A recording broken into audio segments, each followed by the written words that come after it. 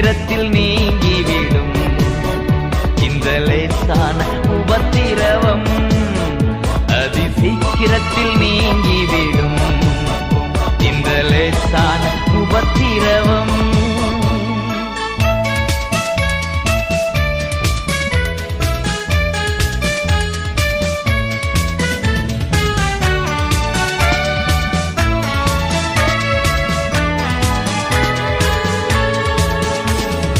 உள்ளார்ந்த மனிதன் நாளுக்கு நாள் புதிதாக்கப்படுகின்ற நேரம் இது. உள்ளார்ந்த மனிதன் நாளுக்கு நாள் புதிதா